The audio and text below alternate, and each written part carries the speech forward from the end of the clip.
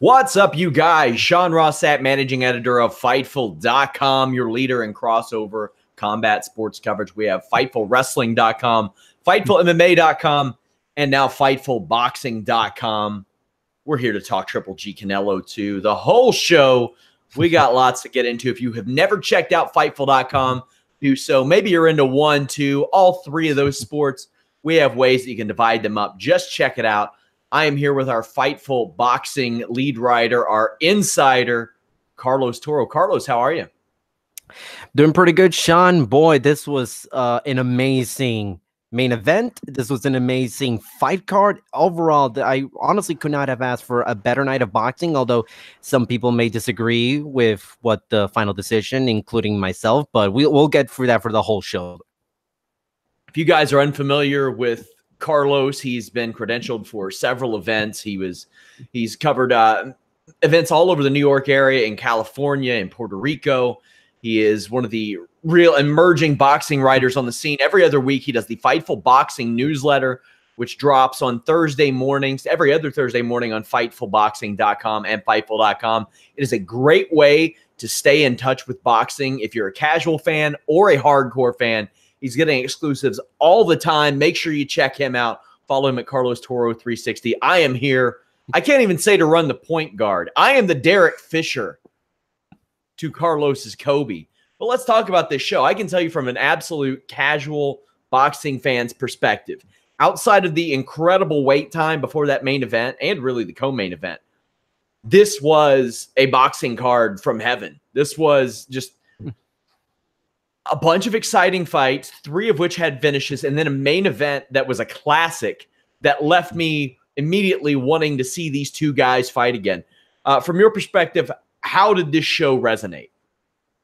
You know, when you're looking at this card on paper, you know, the top four fights, the expectation was incredible. One, the fact that the first fight was Roman Chocolatito Gonzalez, a guy who a year ago was main eventing the first Superfly card. And, you know, we all know how good the Superfly cards are that HBO does, you know, minus this latest one that we had last Saturday.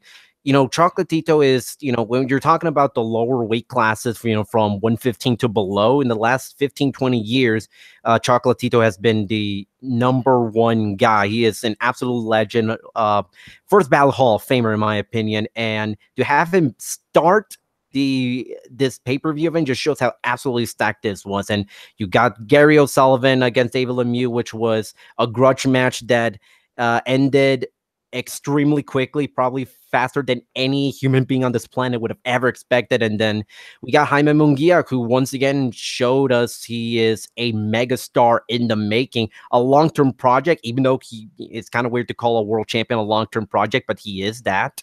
And the main event was just absolutely amazing. I mean, you said it, 3 finishes and then a barnstorm of a main event. There's no way anyone could have asked for anything more in terms of the quality of fights and the finishes. So let's address the elephant in the room. This afternoon, or this morning rather, Floyd Mayweather commented and saying that he was coming out of retirement to face Manny Pacquiao again, a fight that really nobody's asking for, especially after their last effort, but says that another 9-figure payday was on the way. Do you think he did this to take attention away from tonight's fight, or do you think that this maybe accelerated attention to the boxing world for tonight's fight? You know, it's with Floyd, you absolutely never know, because listen, after spending months and months having to cover Mayweather for that Conor McGregor fight, I've learned that first of all, I will never believe anything that Floyd Mayweather tells me straight up. If he tells me the sky is blue, I will look up just to make sure, because listen, I mean, Floyd Mayweather keeps saying these things to keep his name up in the limelight. You know, in a way, he is still the biggest name in boxing, even though he's no longer fighting.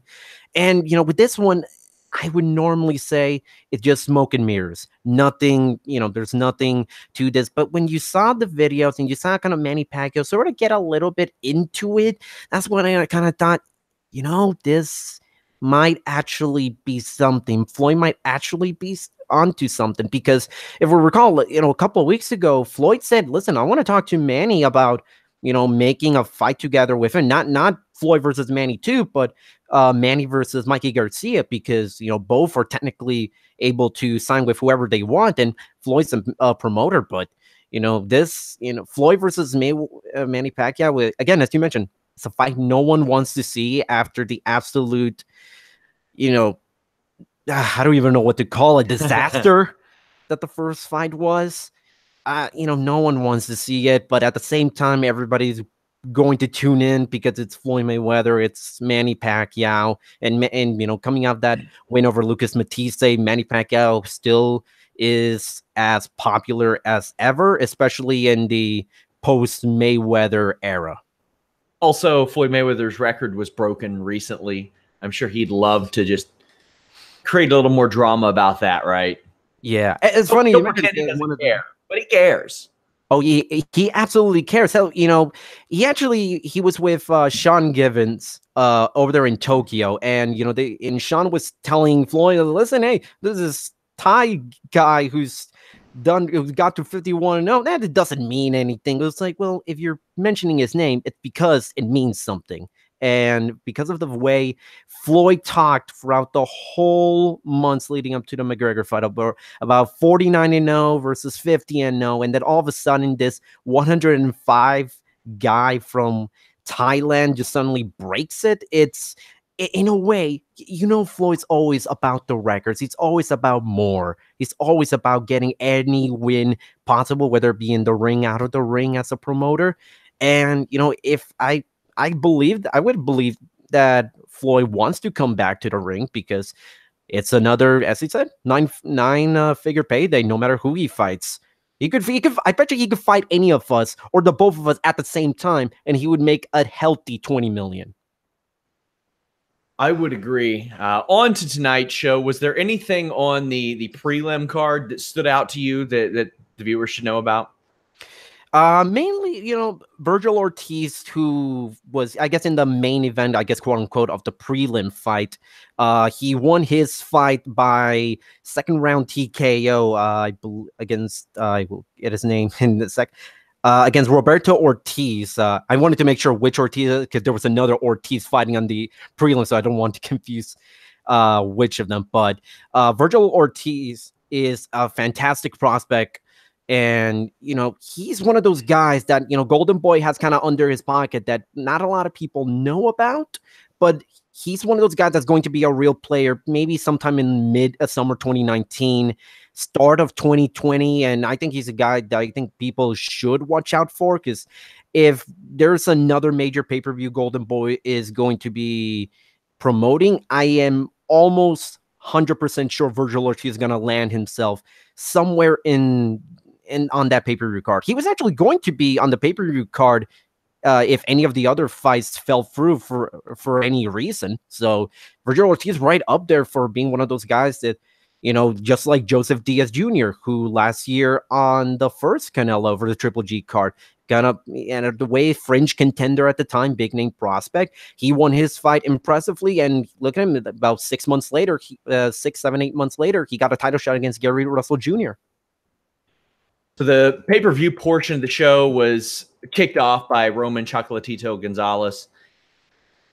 And the first thing I noticed was the announcer saying that he was downtrodden and looked slow. That was not the case for long, as he put down Moises Fuentes. This was a very fun opener. I think it really set the tone for the show.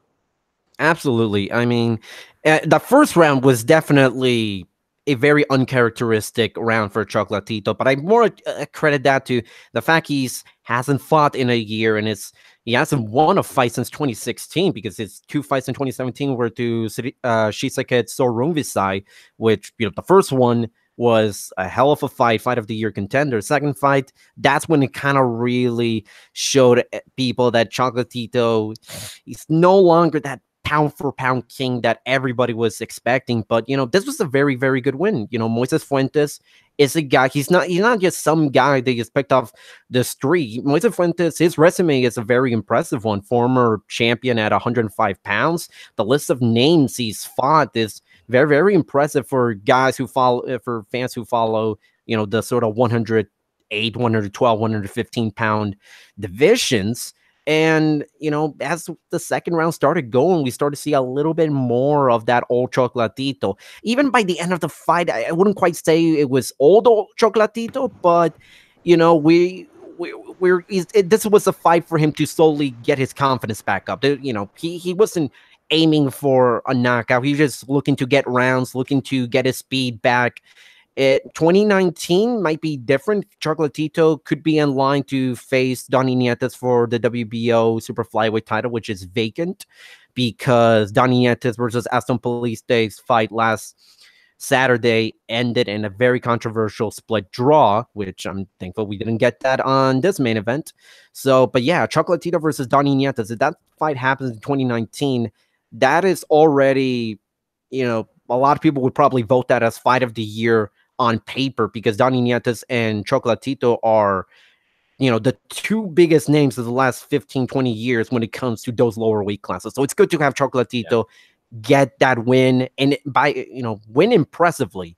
Yeah, I thought this was the kind of win that he needed after those back-to-back losses and losing the super flyweight title. I mean, he used to be a guy you could count on for a finish. Wasn't the case shortly before he lost his titles, and definitely not last year after that rough year that he had. But I thought this was the type of performance that he needed, and on the show that he needed too, because there were a lot of eyes on this. Maybe not necessarily in the venue, as it was a ghost town, but on pay-per-view for sure. Like I said, outside of we'll get to the downtime, but a really good performance. And then we had David Lemieux just crush Gary O'Sullivan by 8:45 Eastern. We're gearing up for the co-main event because David Lemieux put the pain on Gary O'Sullivan. My God. Sensational counter left hook. Very late into the first round. I believe it was 2:44 or something around that time.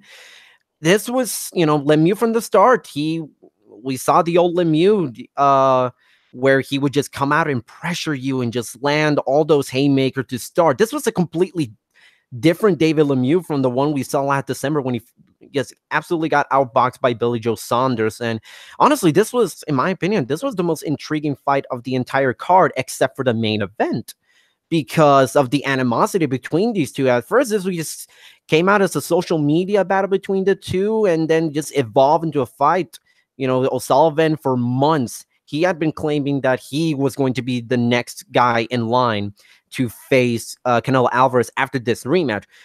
Funny enough, no one really ever confirmed or denied if Gary was actually going to fight Canelo, but David Lemieux, this was a statement win because everybody was already kind of counting him out.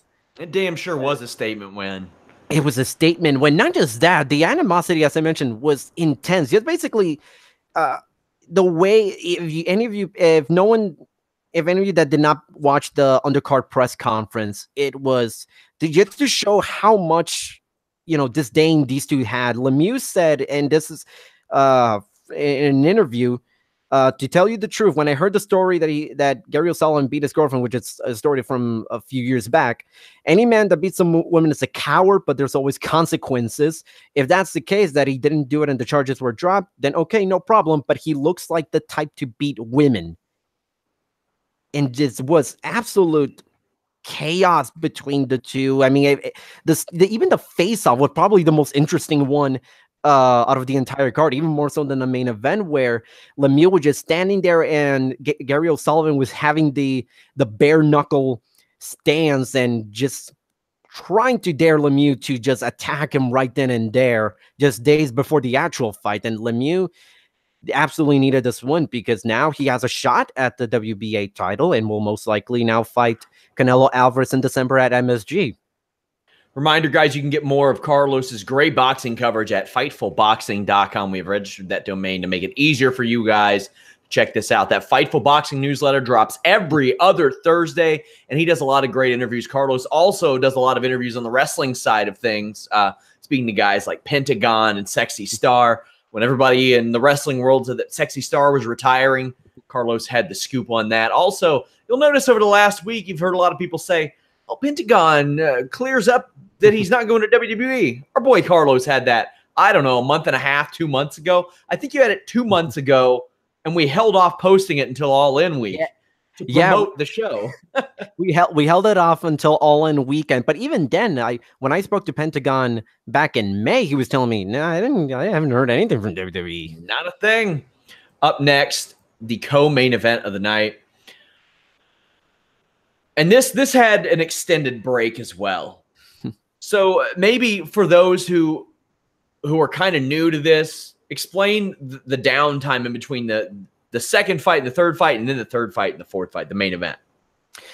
Okay, so mainly in HBO pay-per-views, they kind of have a set schedule. They have, we'll have the first fight start maybe 10 minutes after we go on the air. And then the second fight will go, almost 10, 15 minutes after the first fight. And then once you kind of get to the co-main event, there's kind of already a set time.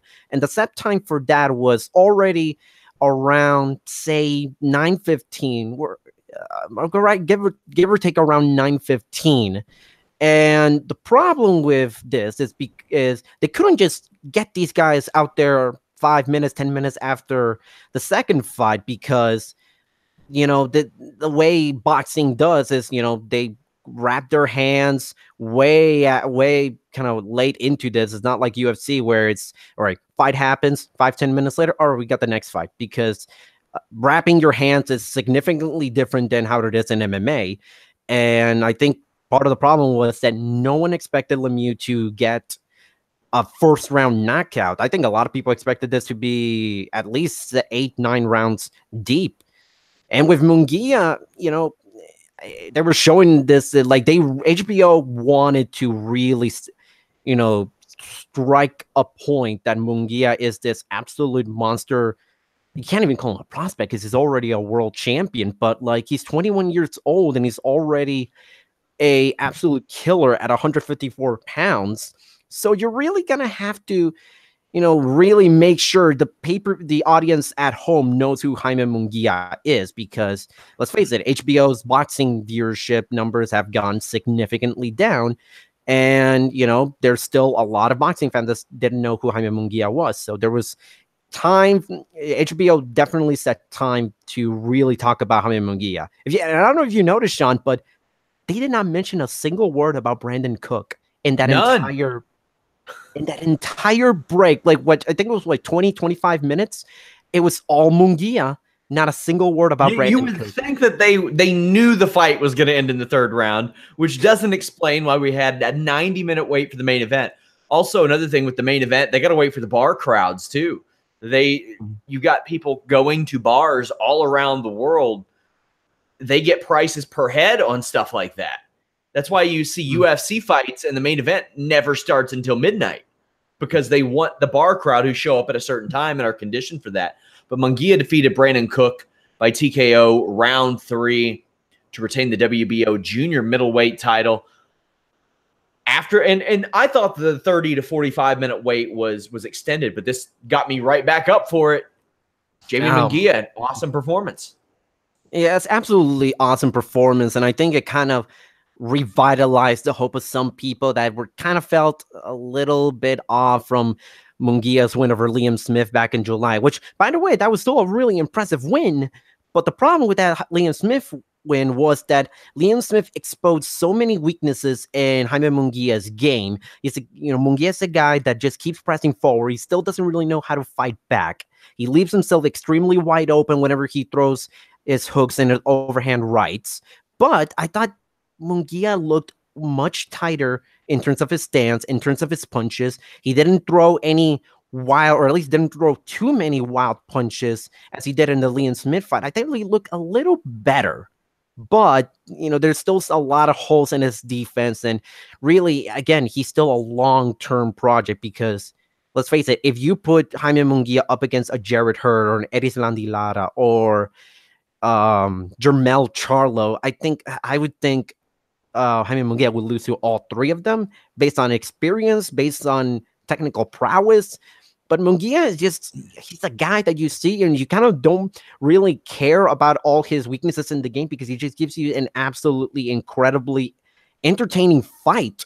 And he's a superstar in the making. You can tell HBO really wants to hammer away the point that Jaime Munguia is a middleweight fighting at junior middleweight. and that sometime in the future, who knows, we could see an all-Mexican super fight between Canelo Alvarez and Jaime Munguia, which I think that's possible, but that's years down the road. We're not even close to even getting that fight, but the HBO is planting the seeds, which is funny considering that HBO no longer has Canelo Alvarez on their contract.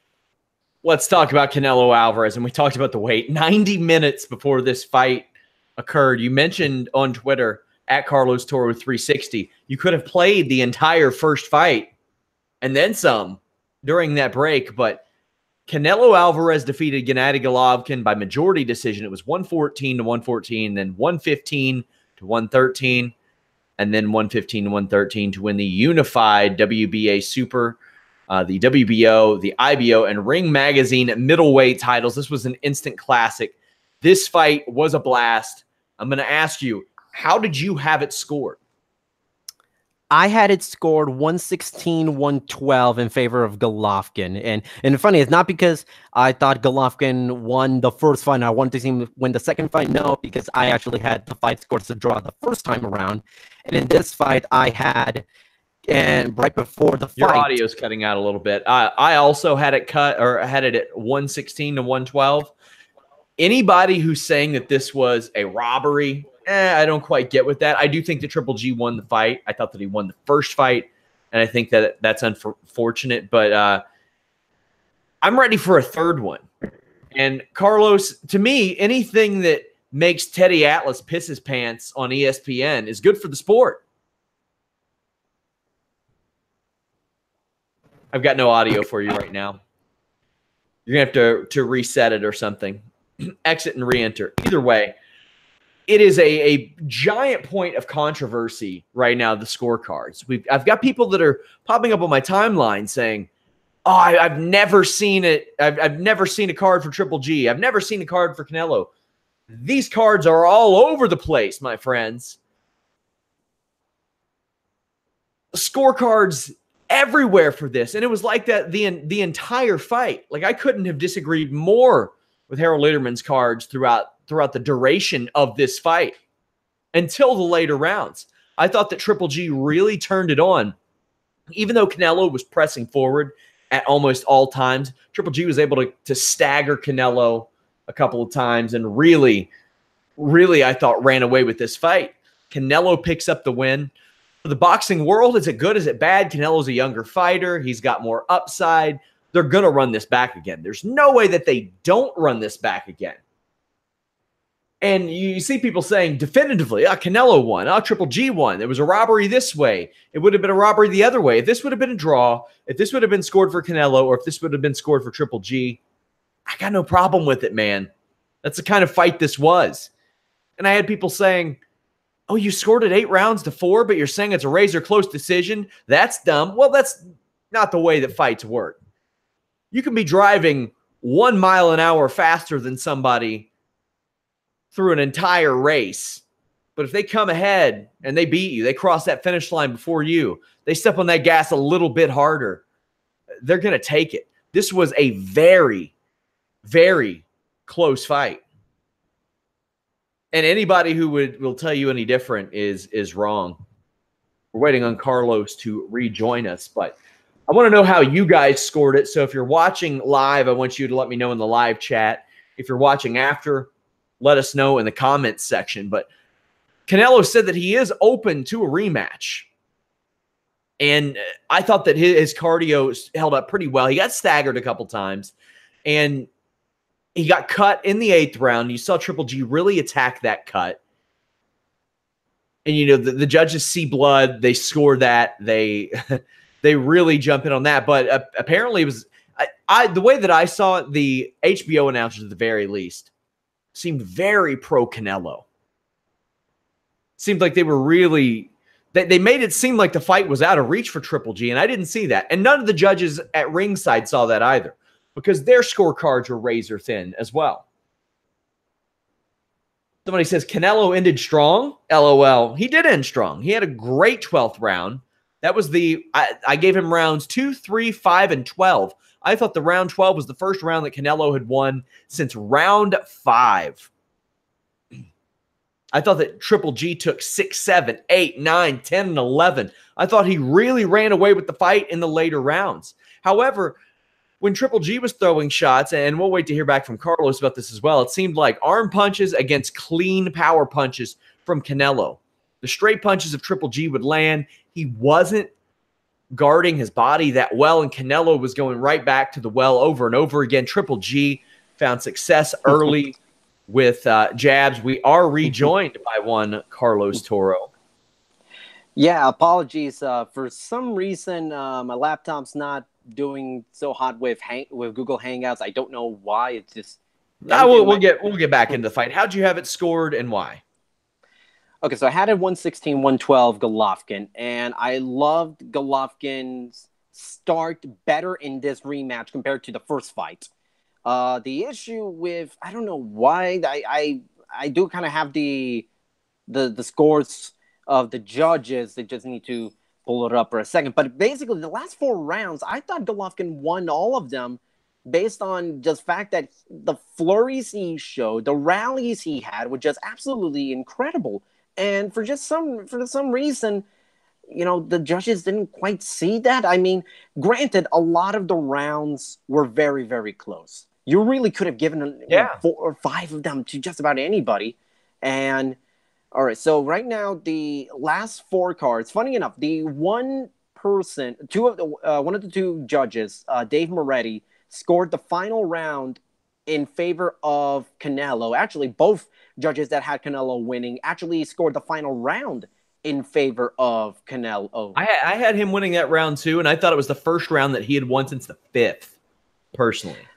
I kind of see. I can kind of see where you're going, and really, you could lean towards Canelo. In that one, I had Golovkin winning that last round. That start he had was really crazy, but you could make a really strong case for Canelo in that one. I'm just looking at all these scorecards. They're just all over the place, and really, it just shows how close this fight really was. I really want to call this a robbery, not unlike the first fight, because.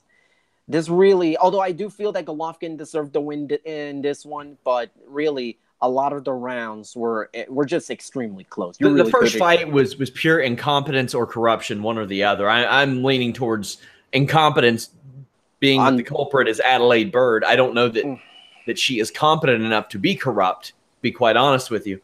And I mean, that's been well documented, and we talked about that a year ago. But it's not often that you and I can score a fight essentially 8 rounds to 4 and say, yeah, Canelo could have taken that as well.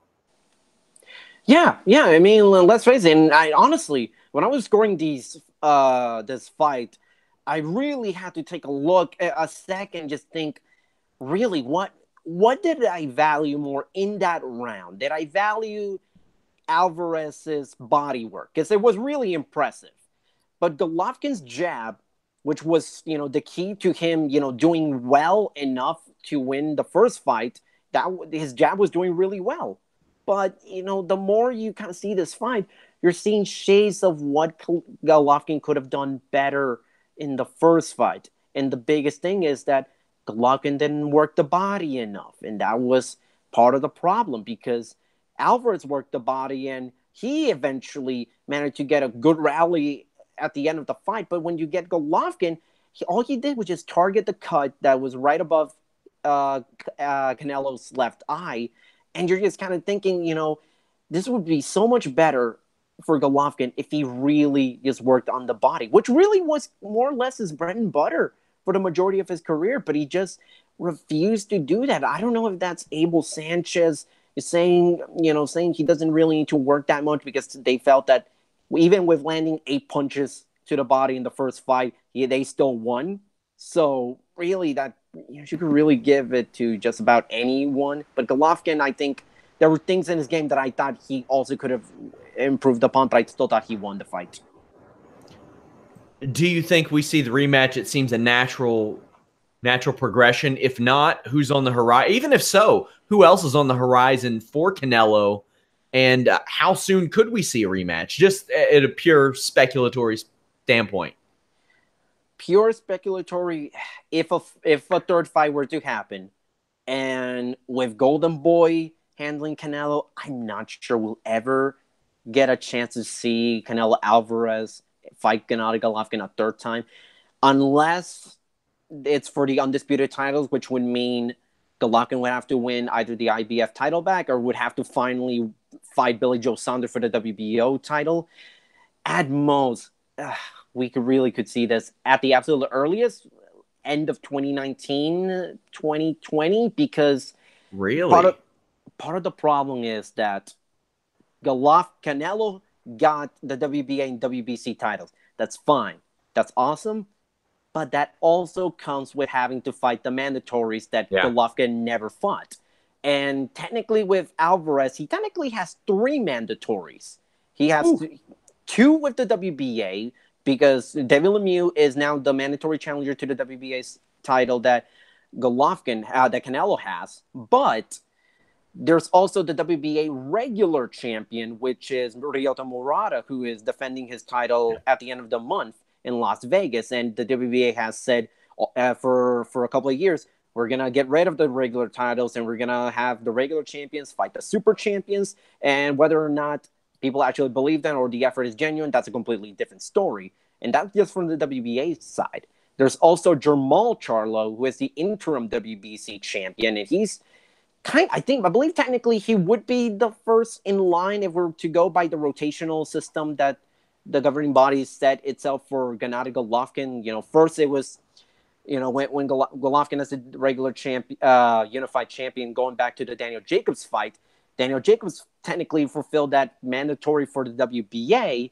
And then with Canelo Alvarez, that would just simply, I don't want to say a step aside fight for the mandatories, but then when the first fight ended in a draw, the WBC then ordered the rematch, which technically would have ended the mandatory requirement for the WBC.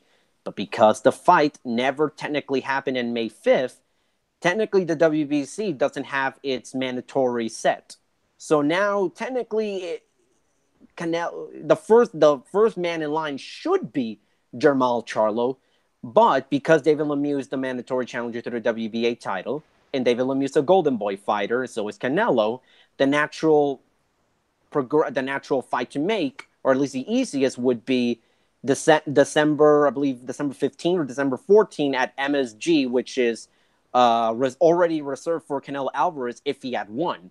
So already we might see Canelo back before the year is over fighting David Lemieux, which would be a really good fight. Don't get me wrong. I would agree, and especially with the impression that David Lemieux made on pay-per-view viewers tonight.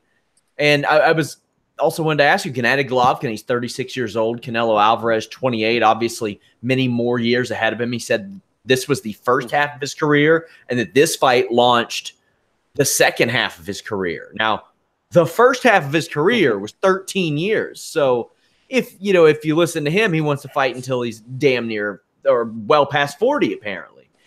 Wild to think that this guy headlined a show with Floyd Mayweather when he was 23 years old. So he's got a lot of years, a lot of fights ahead of him, and he is a big star. Is this good for boxing, or does the controversial and maybe polarizing nature of the scorecard make it bad for boxing? Or indifferent? In the big picture, I say it's indifferent.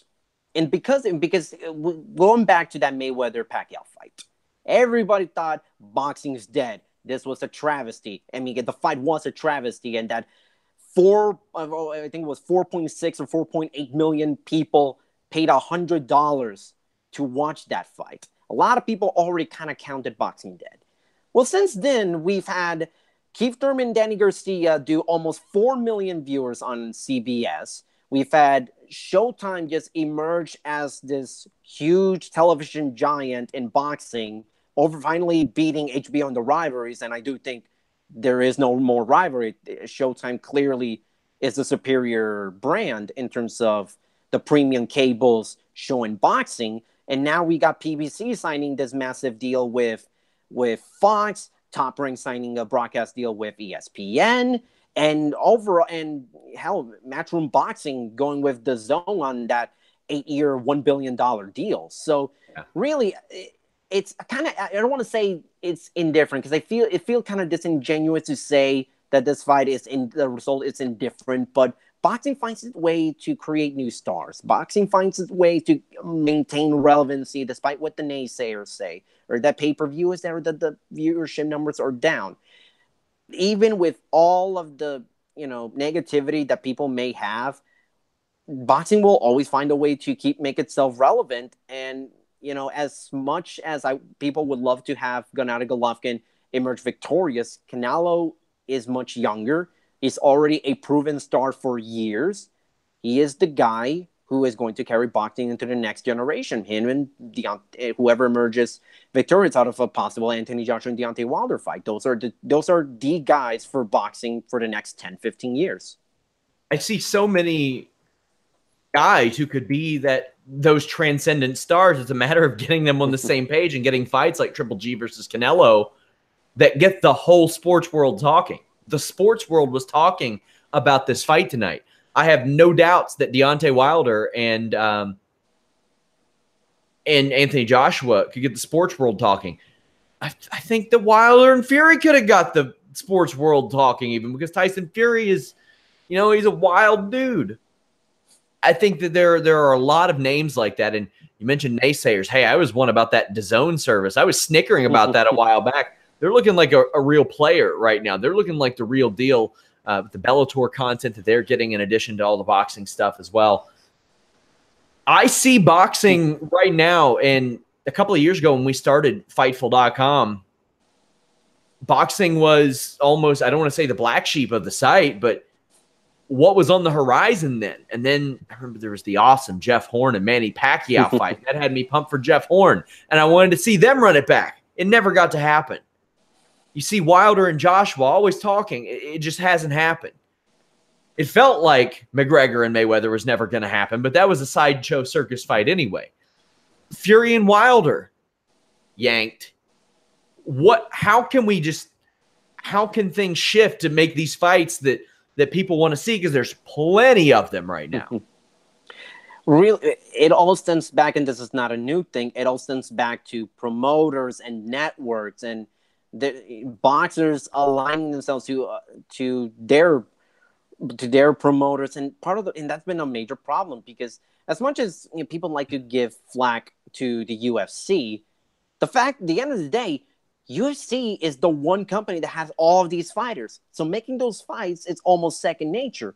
But then in boxing, you have like 5 UFCs. You have Eddie Hearn's Matchroom Boxing. You have Bob Arum's Top Rank. You have Al Heyman's PBC, Frank Warren's Queensberry Promotions, Oscar De La Hoya's Golden Boy Promotions. And honestly, fighters will always stick to their promoters unless they're extremely unhappy and just choose to go somewhere else. And there's always talk of, well, maybe these promoters can work together. Well, yeah. There's always those talks, and you will occasionally get that kind of joint partnership. But really, if it hasn't been a precedence 30 years ago, then it won't be a precedence now, because boxing, in terms of the governing bodies and the promotional companies, are more fractured than ever before.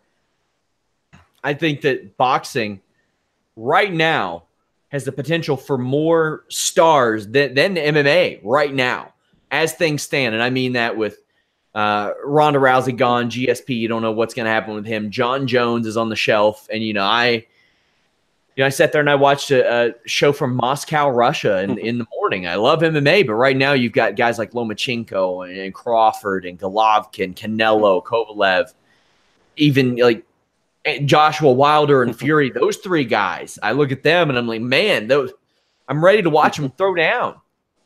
So I have high hopes for the boxing world. Now, you can also count on Canelo to fight twice a year every year. That's why I almost think he will fight by the end of the year. But he did have the situation earlier this year where he tested positive for clenbuterol. Maybe explain that to people who aren't familiar with the situation. Okay, so the main reason why we did not have the May 5th fight was because back in February, Canelo Alvarez tested positive for clenbuterol on 2 separate tests back in February in Mexico. And for those that don't know what clenbuterol is, it's basically I don't want to say it's a masking agent, but it's basically used to sort of increase your stamina, cut weight, help cut weight, and The issue was that not whether or not Golovkin, had clenbuterol in his system or not. The question was never that. It was whether or not it was intentional, whether he purposefully injected clenbuterol, or was it really contaminated meat? Because in Mexico, lots of athletes eat the meat in Mexico, and that meat, a lot of the meat is an epidemic. It's contaminated with clenbuterol. And these fighters constantly test positive. And this is not the first time a major Mexican star has tested positive for clenbuterol before a big fight. But the problem was, even though some people thought, well, listen, it was accidental, you can let this slide. The problem was the Nevada State Athletic Commission, whether or not it was intentional, the Canelo was due for at least for a year suspension, but because it was the first offense and he cooperated with them, the rules allowed him to get back for September 15. They don't want you to retain any of the benefits that you may have received intentionally or unintentionally. And this isn't a bullshit explanation, because it's happened multiple times, especially with Chinese meat in the UFC. You saw Brandon Moreno, Jing Liang. You had, I think Gang Yu had it as well. Like, there were several fighters who tested positive with tainted meat, essentially, and were given findings of no fault for anti-doping violations by USADA even. So this is a real thing. And you follow Ian Kidd from Bloody Elbow. He does the best work in media about this type of stuff. There is nobody better to listen to than him. So, Carlos, our night has come to an end. Canelo defeats Triple G. The world does want the rematch. You're saying it might be a little bit longer. I'm watching Teddy Atlas flip out on the screen next to me while a stoic Stephen A. Smith watches on. Yeah, Stephen A. Smith, I actually just tuned it on. He looks scared. He looks very scared. Well, Teddy Atlas is shadow boxing next to him. I got to admit, sometimes when I'm on the show with Jimmy Van, I throw the elbows. I mean, a lot of my pro wrestling offense is all elbows, but I just throw it in there for entertainment value. But guys, if you all want to see more of Carlos Toro, follow him at Carlos Toro 360. Also, FightfulBoxing.com. We own that domain now. Head over there for all your boxing news. Carlos covers it in a fantastic manner. You can also head over to FightfulWrestling.com, FightfulMMA.com, or just Fightful.com, my friends. We have WWE Hell in a Cell post-show. I have a quick recap of UFC Moscow. Also, Carlos joined us on the past week's Fightful MMA podcast. Every week, Tuesday, 2 p.m. Eastern, I am joined by MMA insider James Lynch, who talks to dozens, if not hundreds, of UFC fighters, MMA fighters a month. And Showdown Joe, a historian of over 2 decades. He's trained. He's a licensed and certified referee and judge, and he's covered MMA for a long time.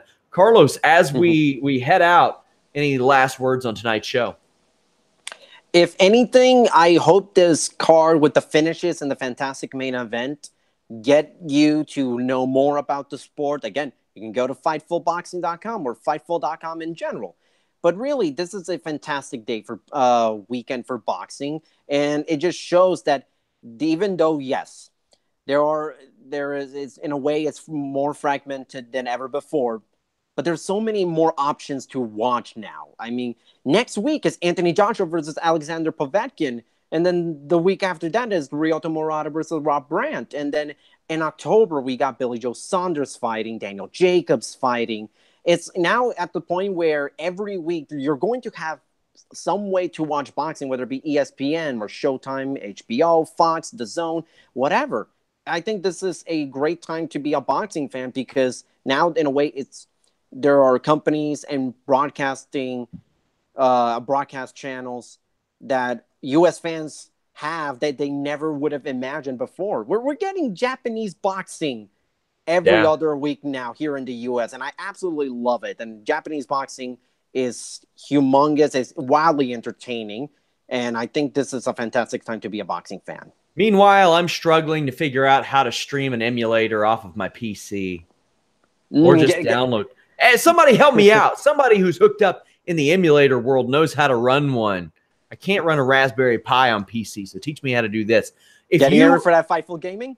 I'm trying to get it up for the Fightful Gaming. I wanted to run a WrestleFest stream this weekend. Couldn't do it. You know what? I would love to do a Foreman for Real stream as well. That was my shit back in the day on SNES.